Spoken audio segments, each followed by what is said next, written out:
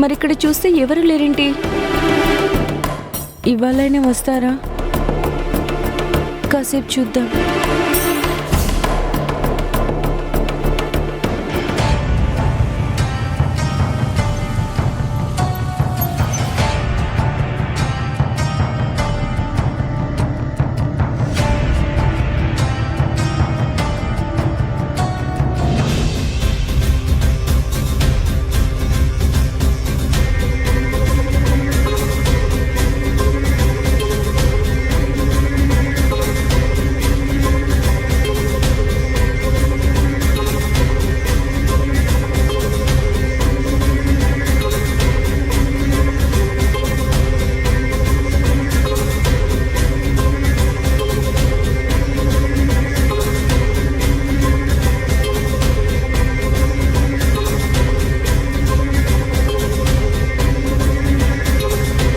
రేయ్, పార్టీ వచ్చింది రోయ్.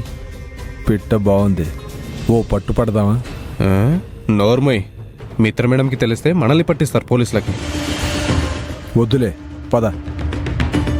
వద్దురా. ఎందుకని? చెప్తాగా, వెయిట్ చేయి.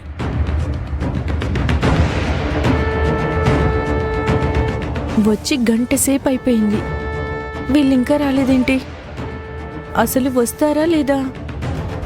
సరే, ఫోన్ చేద్దాం.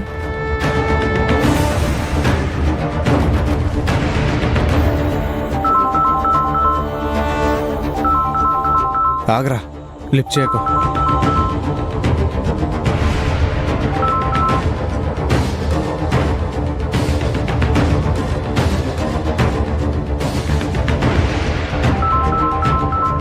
రేయ్, ఫోన్ స్విచ్ ఆఫ్ చేయి.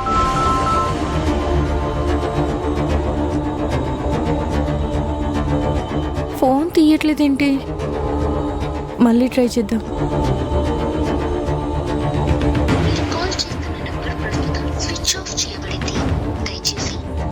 ఇప్పుడే కదా రింగ్ అయింది, అంతలోనే స్విచ్ ఆఫ్ అని వస్తుందేంటి? ఇప్పుడు వీళ్ళు వస్తారా లేదా?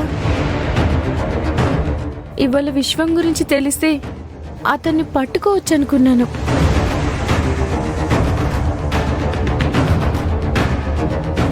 వీళ్ళు రాలేదు, వచ్చేలా లేరు.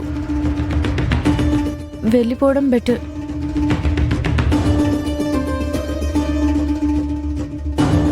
రేయ్, వెళ్ళిపోతుందిరా. అదెక్కడికి పోతుందిరా, అవసరం దానిదే. తర్వాత ఫోన్ చేస్తే మళ్ళీ చచ్చినట్టు ఇక్కడికి వస్తుంది.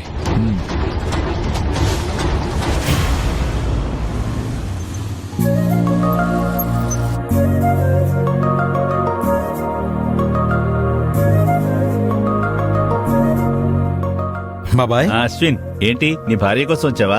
అవును బాబాయ్. సరే, నీ వెళ్ళి ఆనంద్ని పిలుచుకో. సరే.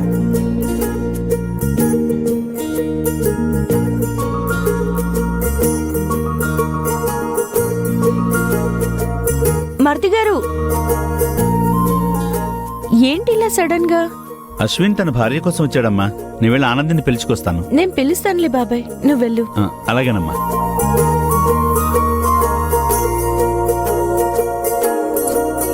అవును, నువ్వెక్కడికి వెళ్ళొస్తున్నావు అమృత? అది నేను గుడికి వెళ్ళొస్తున్నాను. భార్యాభర్తలిద్దరూ కలిసే వెళ్ళారా?